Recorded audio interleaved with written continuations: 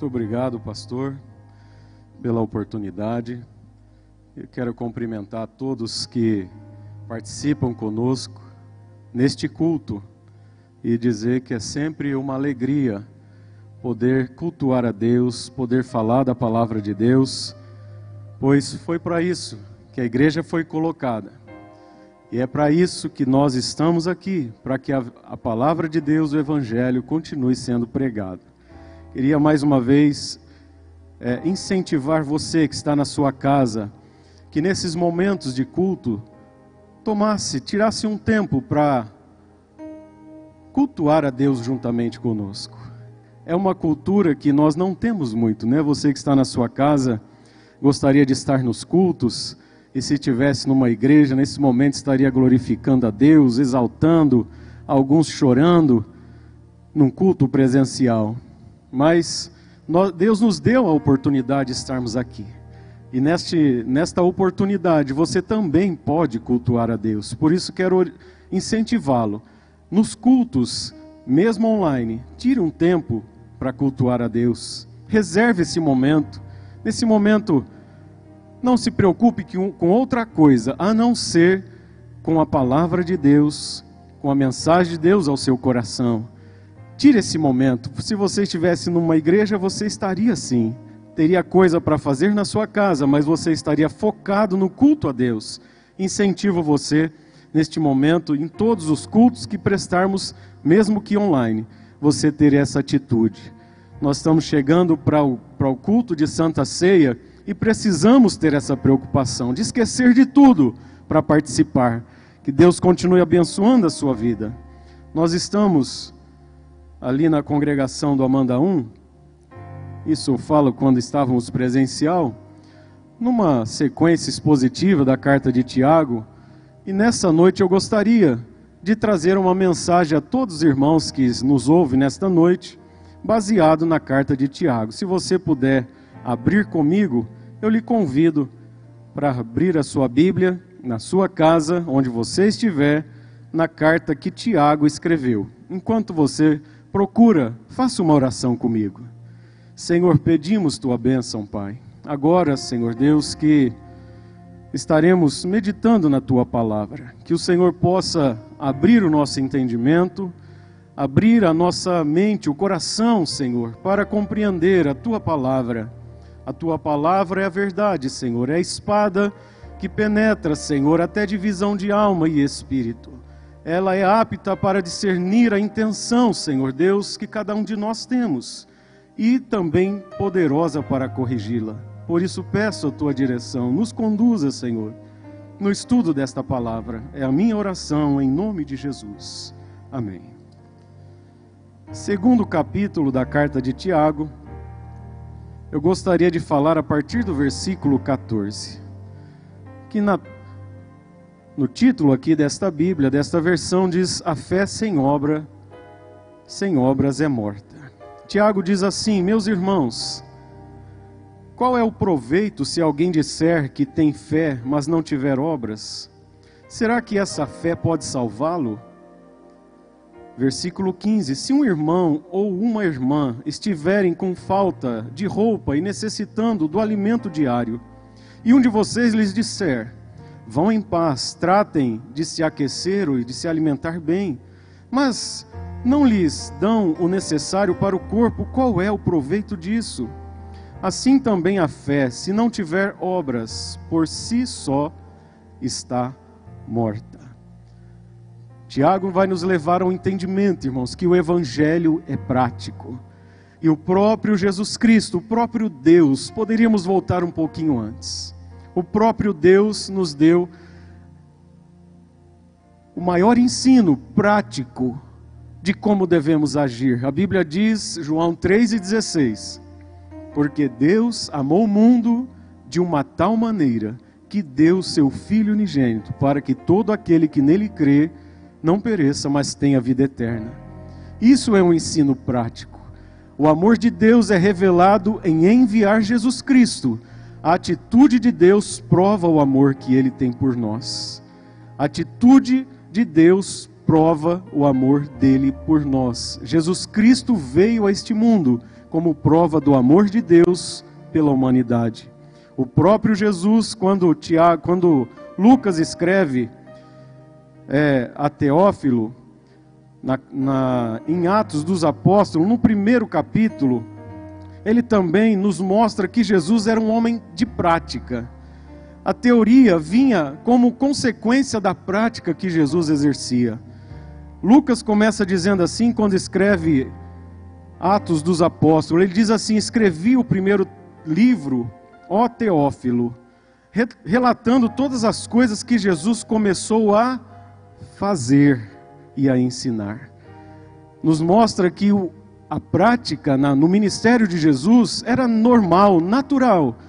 E quando ele tinha oportunidade, ele usava palavras e ensinava com palavras. A prática, ela sempre vem junto com o ensinamento. De maneira que se alguém quiser ensinar alguma coisa, mas não praticar aquilo que ensina, nós o reconhecemos como uma pessoa hipócrita. Ela fala uma coisa, mas ela mesma não pratica aquilo. Ela ensina uma coisa, mas ela não faz aquilo. De maneira que a melhor forma de ensinar é com a prática. E Jesus nos mostrou isso enquanto esteve aqui. Deus o Pai nos mostrou isso enquanto esteve aqui. Esse Tiago aqui, como uma breve introdução, ele é o irmão de Jesus. Muitos entendem que esse Tiago é o próprio irmão de Jesus, que até em certos momentos durante o ministério de Jesus, ele não acreditou em Jesus. Mas depois de Jesus ser assunto ao céu, ele vai se tornar uma referência na igreja. Só para te lembrar, no livro de Atos mesmo, no capítulo 15, existe ali o primeiro concílio, e o presidente daquele concílio, daquela reunião, poderíamos dizer da primeira reunião de pastores, líderes da igreja, foi Tiago. Tiago estava ali, ele reconheceu, e na sua carta, quando ele escreve, ele não se identifica como irmão de Jesus, mas ele diz: Tiago, servo de Jesus.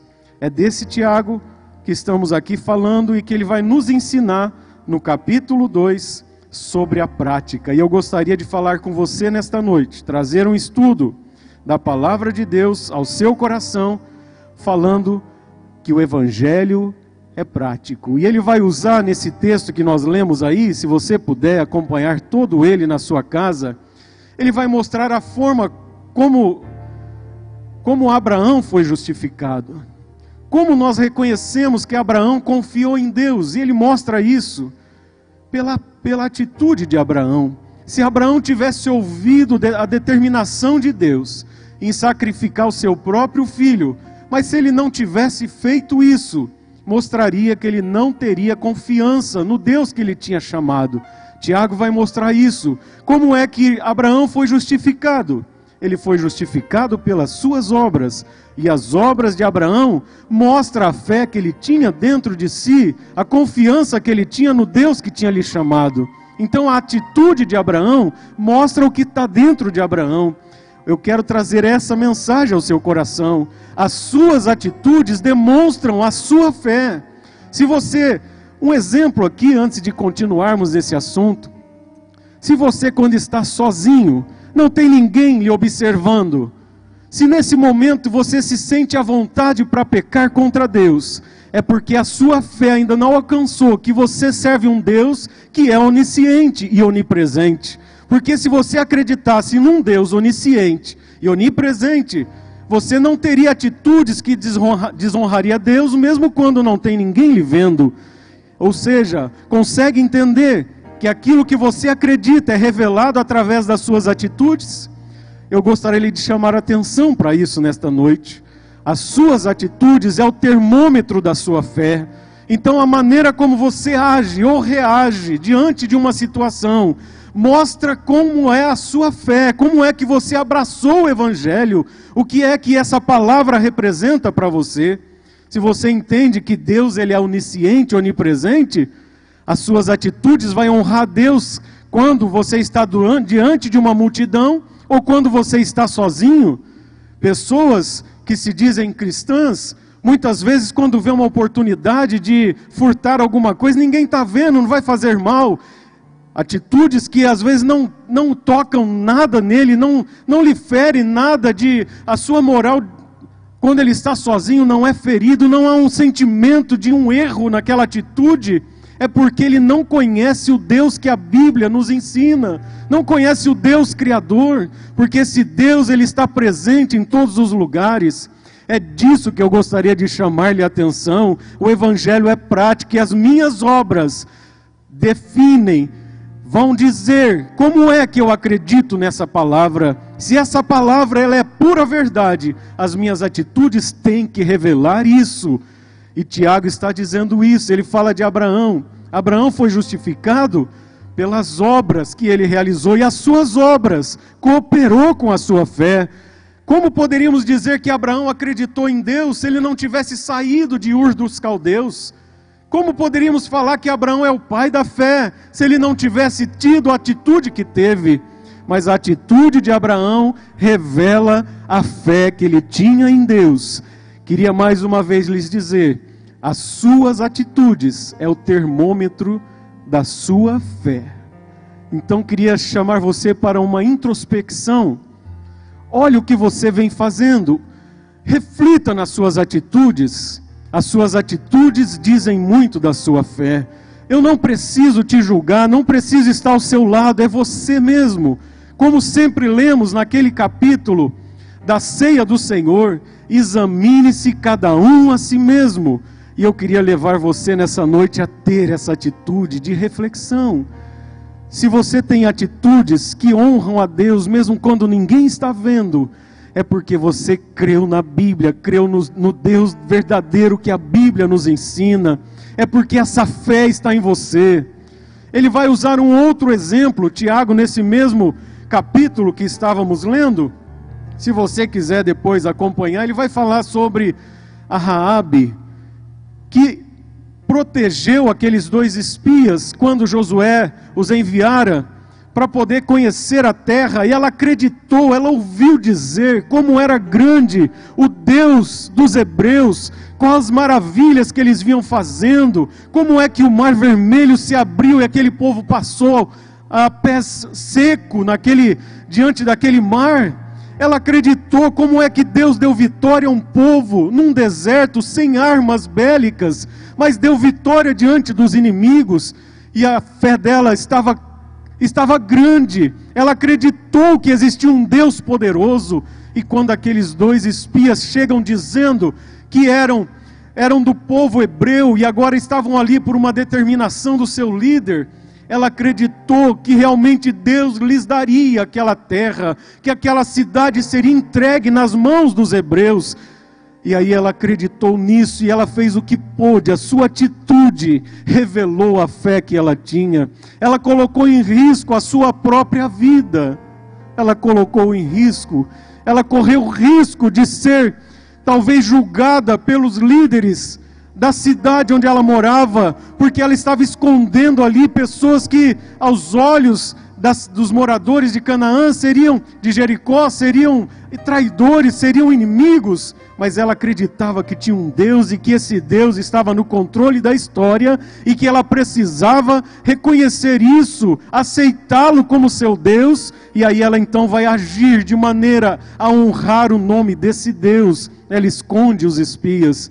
E Deus então, pela fé de Raabe, pela sua atitude vemos a sua fé. Deus protege a sua casa, Deus protege os seus pais, Deus protegeu a sua família.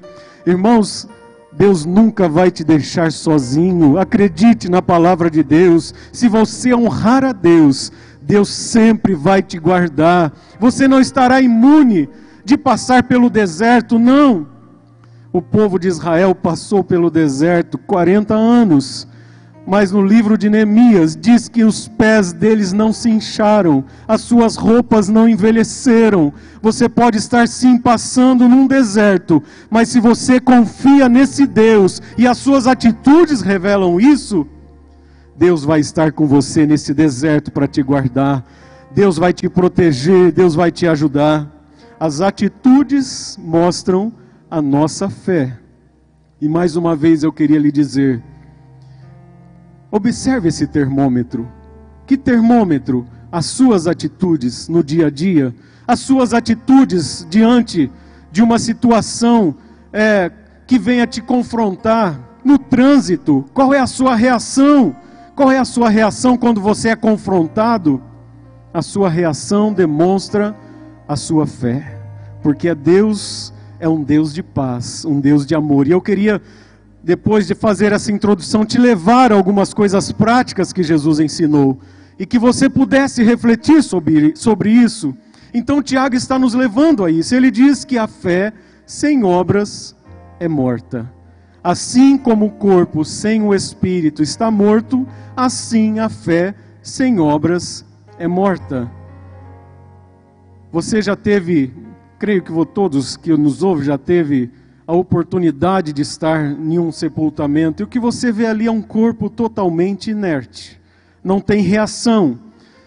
E se ficar ali por alguns dias, 2 dias ou um pouquinho mais, aquilo lá começa a desfazer. Por isso, em alguns casos, é necessário adiantar o sepultamento, para que o cheiro ruim, o cheiro desagradável daquele corpo sem vida, não comece a ser solto aqui naquele ambiente e trazer até doenças. E Tiago vai usar justamente esse paralelo. A fé sem obras é morta. É o tipo de pessoa que diz que conhece a Deus, gosta até de pregar, mas quando você olha para as suas atitudes, é uma atitude que não corresponde àquilo que ele está fazendo, que ele está falando. E Tiago diz que a fé sem obras é morta. É a pessoa desagradável de se estar perto. É uma pessoa que quer demonstrar uma coisa, mas na verdade é outra, porque as suas atitudes não demonstram aquilo que ela está falando. É muito ruim estar perto de pessoas assim. Você não se sente bem ao lado de pessoas desse tipo, porque a fé dela, Tiago diz que está morta, não serve, não está em vigor, está ali se acabando, está cheirando mal. As suas atitudes de crença estão cheirando mal, porque as suas atitudes não revelam o que ela está falando. Tiago diz que a fé sem obra é morta. Como é ruim. E a Bíblia também nos diz, quando João escreve a uma das cartas às igrejas, a igreja, se eu não me engano, de Laodiceia, ele diz àquela igreja: olha, porque não és quente nem frio, vomitar-te-ei da minha boca, porque estava morta a fé estava morta, já cheirava mal, não servia para nada. É disso que Tiago está falando aqui nesse ensinamento. A fé sem obras é morta. E ele vai dizer: de que adianta eu chegar para alguém e dizer: olha, Deus te abençoe, vá em paz, se aqueça, mas se eu tenho fé em Deus, mas se eu não fizer alguma coisa em favor daquela pessoa, de que valeu a minha fé? Eu preciso ter atitudes, e as minhas atitudes revelam quem é Deus. E como uma palavra prática mais de entendimento, eu gostaria só de caminhar pela Bíblia. A Bíblia fala por si só. Lucas capítulo 6, e eu queria fazer aqui uma distinção. Muitos estão nas igrejas, muitas igrejas estão cheias, muitos cultos estão lotados ou até superlotados de pessoas que estão indo atrás de um milagre. E quando Jesus esteve aqui, irmãos, não foi diferente também. Observe Lucas capítulo 6, quando Jesus vai ensinar no Sermão do Monte, mas nós vamos depois voltar para Mateus 5, sobre estes ensinamentos, mas só para a gente ter um entendimento melhor, como Lucas nos revela esse momento anterior ao ensino do monte, do Sermão do Monte, que Jesus vai deixar para os seus discípulos. Ele diz aqui, capítulo 6 do Evangelho de São João, no versículo 17, diz assim: e descendo com eles do monte, Jesus parou num lugar plano, onde se encontravam muitos discípulos com a grande multidão do povo. Percebe, irmãos, que a Bíblia faz distinção de 2 tipos de pessoas aqui? Faz menção à grande multidão, mas também fala aqui que também estavam ali os discípulos encontravam muitos discípulos, mas tinha uma grande multidão do povo, de toda a Judéia, de Jerusalém, do litoral de Tiro e de Sidom. Por que que eles vieram a Jesus? Lucas nos diz aqui no verso 18, que vieram para ouvir e para ser curados de suas doenças. Também os atormentados por espíritos imundos eram curados, e todos da multidão procuravam tocar Jesus, porque dele saía poder e curava todos. Quero lhe trazer aqui o ensinamento do que a Bíblia está nos dizendo aqui. A multidão estava ali, mas quando Jesus vai ensinar, quem fica é somente os discípulos. Por que a multidão estava ali? Porque Jesus multiplicava pão. Quando eles estavam com fome, tinha alguém que resolvia o problema da fome. Quando tinha uma pessoa atormentada por espíritos imundos, Jesus libertava. Quando tinha alguém doente, Jesus curava. Se estava cego, Jesus dava novamente a vista. Jesus trazia visão. Jesus nunca negou de fazer nada por nenhum deles. Não era feito somente para os discípulos, não. Era feito por todos que se aproximavam de Jesus. Irmãos, eu não duvido de que nessas igrejas, onde tem multidões e multidões de pessoas, que Jesus cura sim, que Jesus restaura sim, que Jesus transforma sim. Mas muitos vão atrás de Jesus por causa do que ele faz. Mas os discípulos é diferente. Os discípulos estão seguindo Jesus para poder parecer com ele, para ser igual a ele. A Bíblia diz que nós devemos ir crescendo, avançando, melhorando, dia após dia, até sermos varão perfeito. É por isso que Deus nos deixou a sua palavra. É por isso que Deus coloca os líderes sobre a sua igreja, para que estes, orientados e capacitados por Deus, possam ajudar a igreja, os discípulos, nesse crescimento. Os discípulos são aqueles que estão com Jesus quando ele está curando, mas são aqueles também que se assentam para ouvir e para ser melhorado. A multidão está lá. E eu queria dizer a você, talvez você veio algum dia para a igreja, porque talvez um dos seus familiares foi curado, mas você chegou à igreja e nunca houve uma mudança, nunca houve uma melhora na sua vida. Você diz, não, eu estou na igreja, está tudo bem. E eu queria novamente lhe perguntar, como está o termômetro das obras que você tem feito? As suas obras revelam o que realmente você acreditou do que você ouviu. Isso é muito importante, porque chegará um dia em que Deus vai dizer, apartai-vos de mim, porque não vos conheço. Antes de continuarmos aqui, só para você entender o que isso significa. Quando a Bíblia está falando sobre a parábola das 10 virgens, aquelas 5 que não entraram para as bodas do Cordeiro, aquelas 5 que não entraram para estar com o noivo, quando bateu a porta, ouve-se uma voz, não vos conheço. Apesar de estar ali, ter a lâmpada era uma representação da palavra de Deus, mas eles não tinham o Espírito Santo. E a palavra que soou para aquelas 5 que não conseguiram entrar, não vos conheço. E esse conhecer é de relacionamento. Vocês nunca tiveram relacionamento comigo. Nisso é que o texto está dizendo, não vos conheço. Quem são vocês? Ah, mas fomos abençoados, o Senhor nos curou. Amém, faço isso para todos, mas eu não vos conheço. É a prática, irmãos. Por isso que Tiago está dizendo, Tiago jamais vai confrontar com o que Paulo escreve aos Efésios, que a salvação é um dom de Deus, é graça imerecida. Nós vamos entender quando Paulo vai ensinar as igrejas. O que ele ensina, irmãos, muitas vezes são palavras duras, de ensinamentos práticos, porque ele entendia que uma pessoa, uma vez que aceitou a Jesus, ela tem que mostrar na sua vida os frutos dessa conversão, tem que mostrar na sua vida as obras. Essas obras vão mostrar que houve uma conversão. Isso somos nós que devemos fazer. Então, quando existem esses dois tipos de pessoa, este conhecer, aquelas pessoas conheciam, Talvez tiveram contato aquelas 5 virgens com as lâmpadas. Tinham a lâmpada é a palavra de Deus. O Salmo diz, luz para o meu caminho é a tua palavra. A palavra traz luz, é lâmpada para os meus pés. Mas não tinham azeite. Azeite só tem quem tem comunhão com Deus. Só pode ter o Espírito Santo quem tem comunhão com Deus.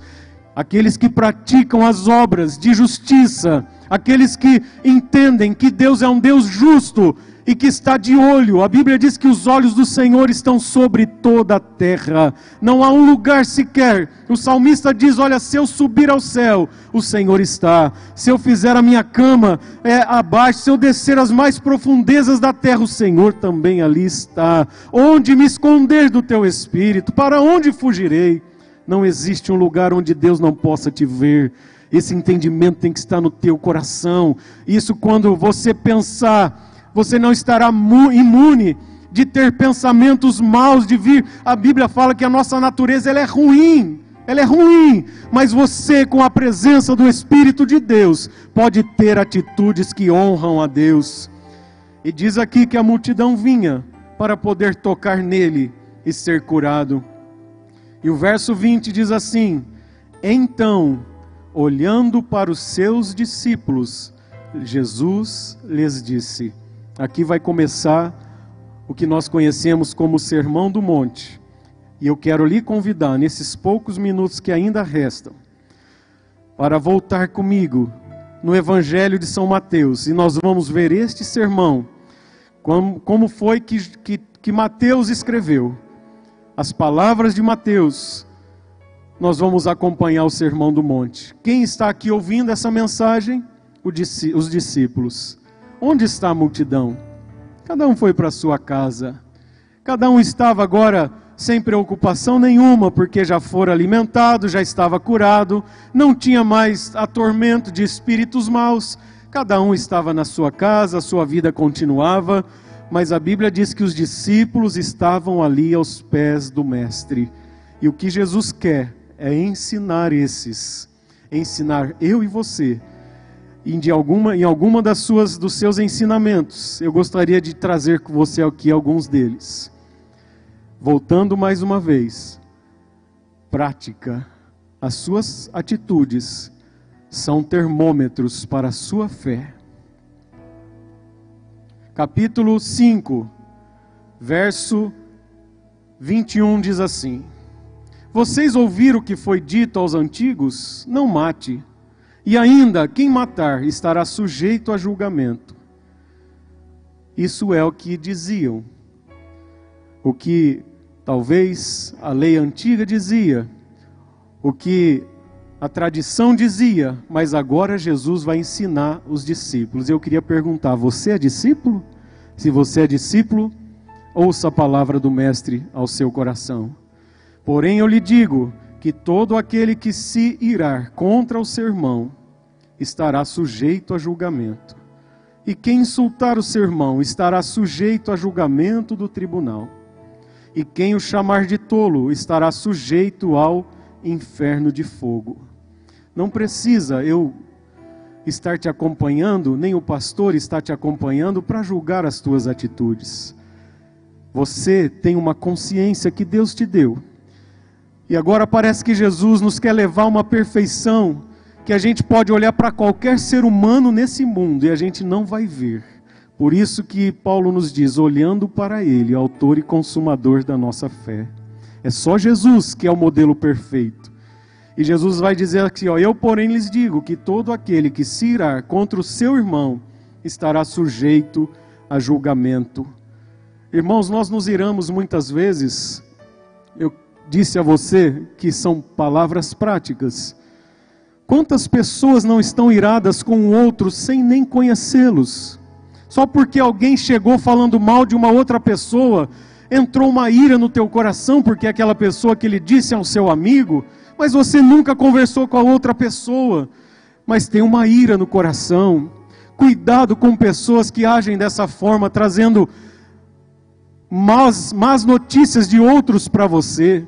Se você quiser depois ler na sua casa, quando o sábio Salomão está escrevendo em Provérbios capítulo 6, do versículo 16 a seguir, ele diz que tem 6 coisas que Deus odeia e uma 7ª que ele abomina. E o que ele abomina é aquele que semeia contenda entre os irmãos.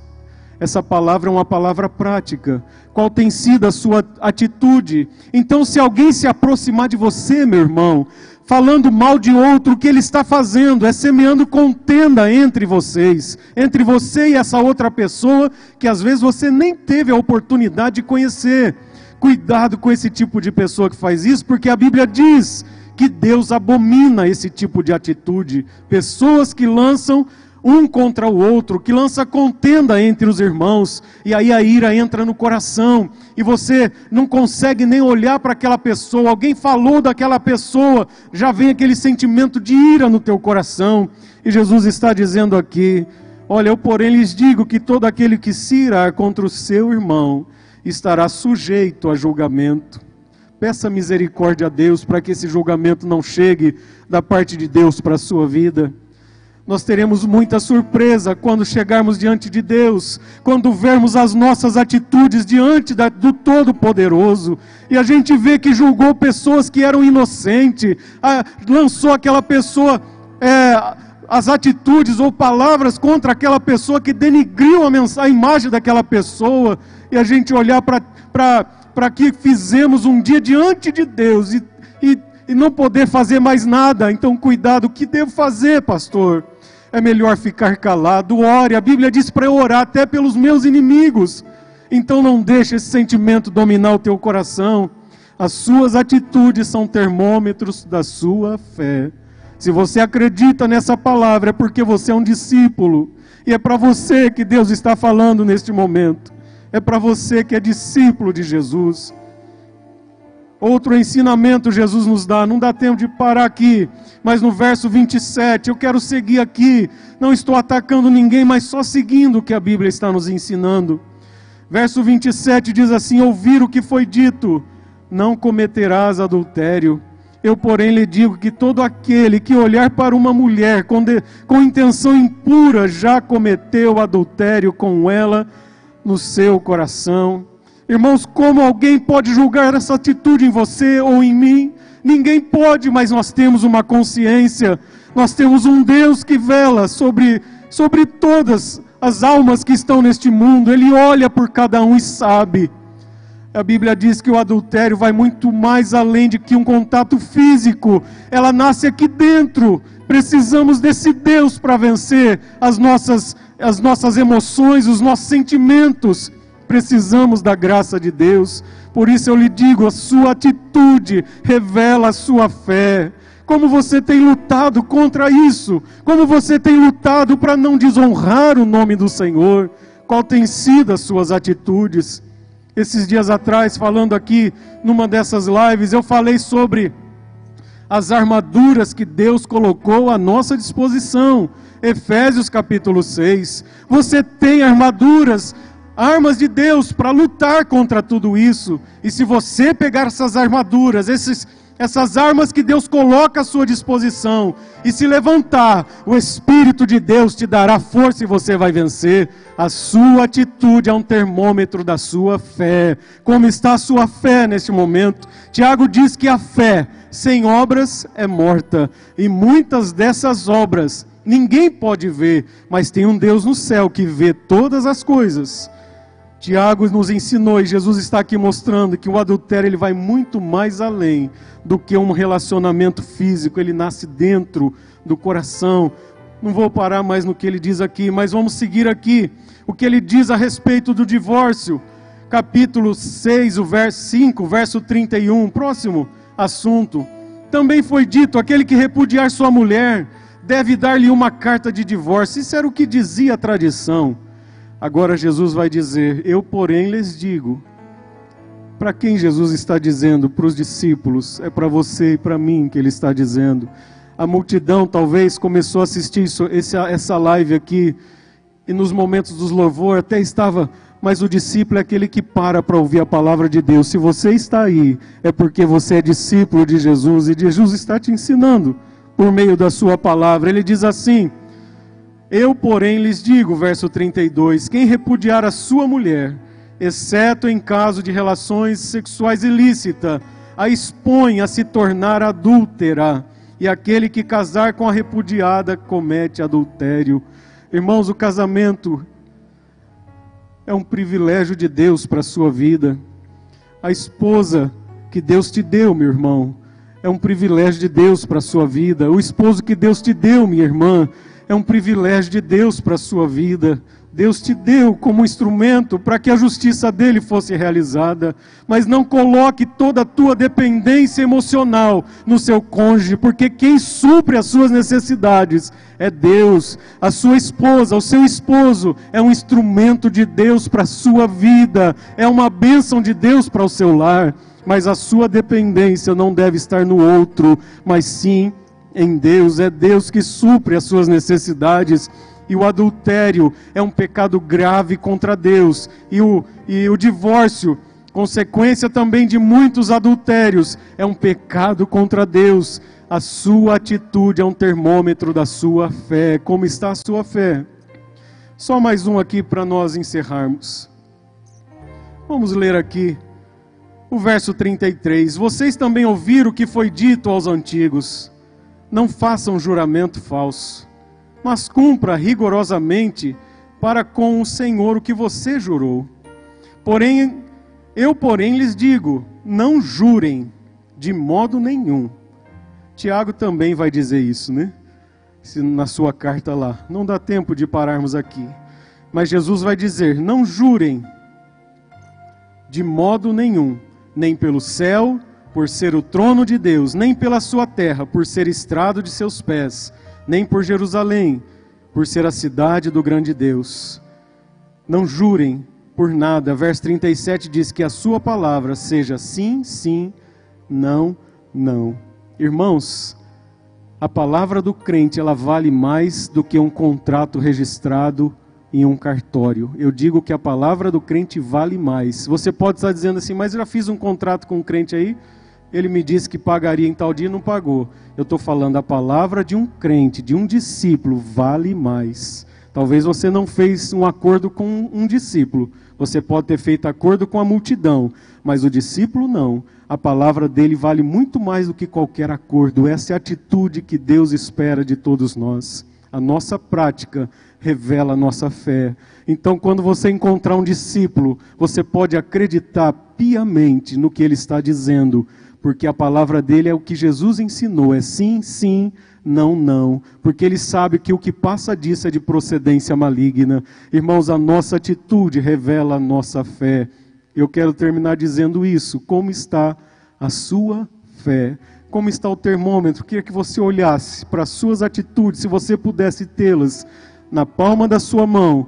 Será que você olharia e diria, realmente eu creio em Deus, Deus me salvou, mudou a minha vida, eu era um mentiroso, não sou mais, eu roubava, não roubo mais, eu mentia, não minto mais. Será que as suas atitudes revelam Deus em você? Será que as suas atitudes glorificam o nome do Senhor? Como está a tua atitude, ou melhor dizendo, como está a tua fé? Como está a tua fé? Esse é o ensinamento de Deus para a nossa vida nesta noite. Que Deus possa abençoar a sua vida, o seu coração. Coloque a sua confiança em Deus e pense no que você ouviu nesta noite. A palavra de Deus, ela é viva e eficaz. Não permita que a sua fé esteja morta, porque uma fé morta é muito ruim. Ela espelha as pessoas de perto, mas quem está vivo e tem a vida de Deus correndo nele, esse aproxima as pessoas, porque tem Deus na sua vida. Que você possa revelar o Deus que você serve. Que Deus possa abençoar a sua vida, a sua casa, muito mais do que já tem abençoado. Que Deus abençoe você em nome de Jesus. Pastor, muito obrigado por esse período e por esta oportunidade.